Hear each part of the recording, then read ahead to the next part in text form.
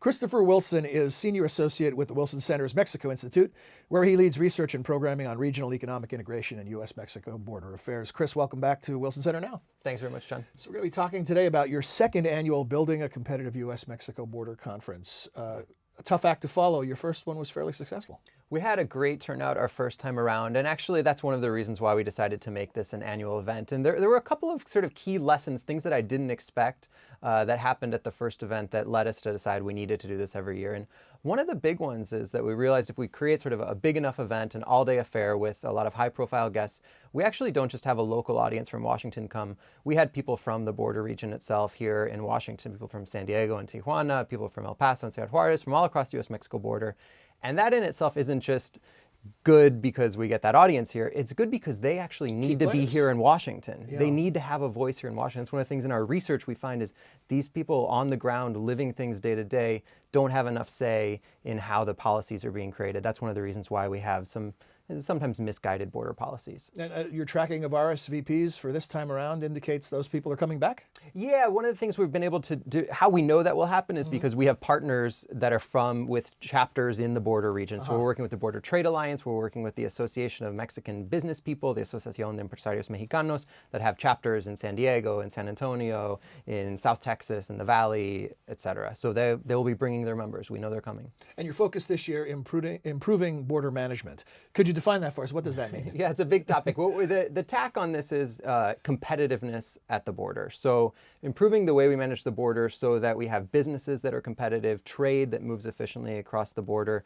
innovation and entrepreneurship happening. Really, instead of thinking of the border as an obstacle or a barrier to progress, thinking of it as a zone of opportunities because we have these interesting contrasts in societies and jurisdictions and availability of financing and a million other things that often usually have been thought of as obstacles, but we can reconceptualize them as opportunities. And so we're going to look at them as opportunities and see how it is that we can make the border region as a whole more competitive. One of the specific areas, border transportation and infrastructure. If I don't know what kind of chart or scale we could use, say 1 is it's all badly in need of repairs and 5 is it's modern and efficient and about as good as you can get. Where are we right now? I know it's probably uneven from place to place, but generalizing. Yeah, it absolutely is uneven, but we really still are probably at a 3 or a 4. We're moving up that scale, which is a good thing. It's getting better, but we have trade between the United States and Mexico that's 6 times greater than what it was before NAFTA, the North American Free Trade Agreement, was implemented in 1994. But we have the same border infrastructure that we've had for decades, for the most part. There are, as you say, some exceptions to that. We have some instances of federal governments coming together to actually appropriate and put money on the ground to build new infrastructure. But one of the things that we'll be exploring in the conference is how public-private partnerships can actually attract private money to fill this infrastructure gap that we have that CBP's identified as somewhere between $5 and $6 billion on the U.S. side, plus more on the Mexican side. Who's listening, Chris? In other words, is Congress listening? Do they understand that there's a need for investment in this infrastructure? Yeah, well, who does get it in Congress are the people who represent the border districts. Makes sense. And that's unsurprising. And unsurprisingly, those are the representatives that will be speaking at our event. We'll have Congressman Cuellar, Congressman Will Hurd, these are from Texas, also Senator John Cornyn, which is extremely important. This is the second top leader in the Senate right now.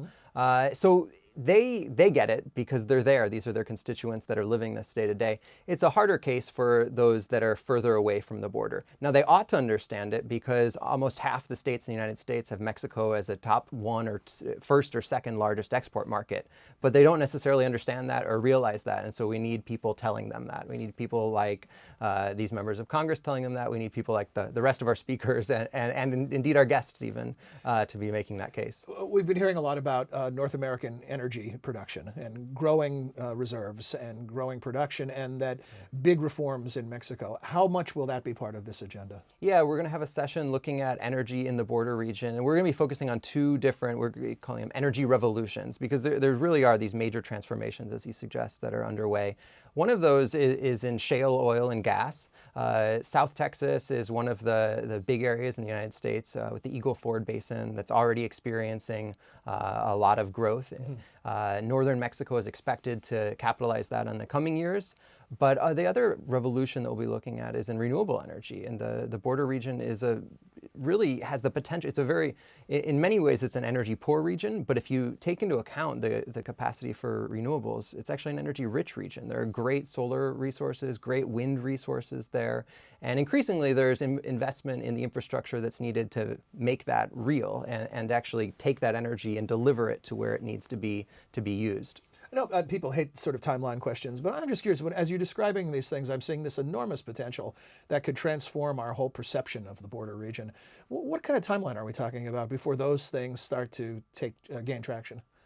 I mean, I don't think there's anything defined there. It's really a matter of how quickly we make the needed investments as a society. Yeah, it takes prioritization and it takes investment to make these things real.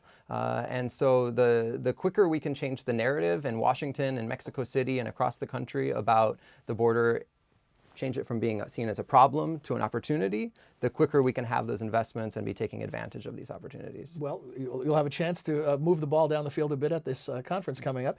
June 17th, correct? June 17th. Day-long event? All day, June 17th. Here at the Wilson Center? Here at the Wilson Open Center. to the public? Everyone is invited. Please Great. look at our website. You can RSVP there. You can watch the webcast on the website.